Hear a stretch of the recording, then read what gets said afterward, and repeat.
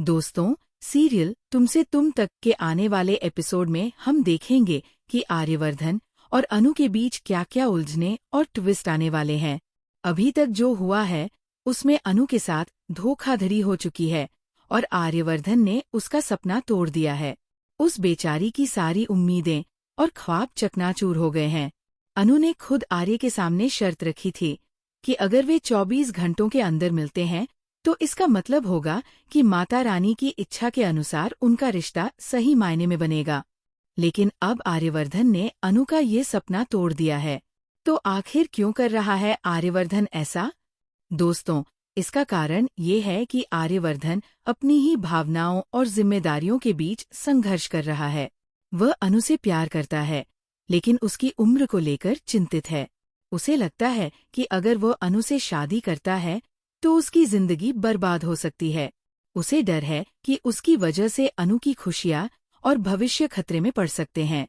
लेकिन अनु को इससे कोई फर्क नहीं पड़ता। उसे सिर्फ आर्यवर्धन के साथ रहना है।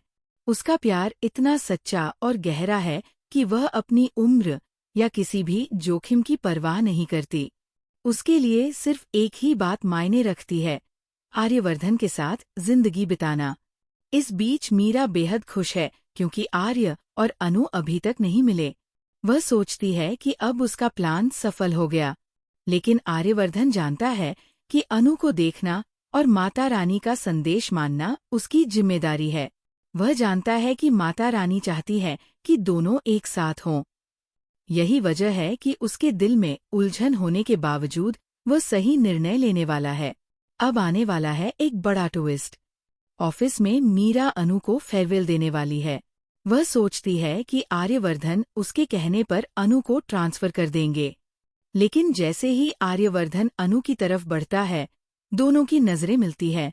अनु दुखी है, आर्य भी परेशान है, लेकिन अब एक्शन लेना ही होगा। आर्यवर्धन ने फाइनल निर्णय लिया। उसने अनु का ट्रांसफर रोक दिया और कह दिया, अनु, तुम कहीं नहीं जा रही, तुम यहीं रहोगी। ये सुनकर अनु बेहद खुश होती है।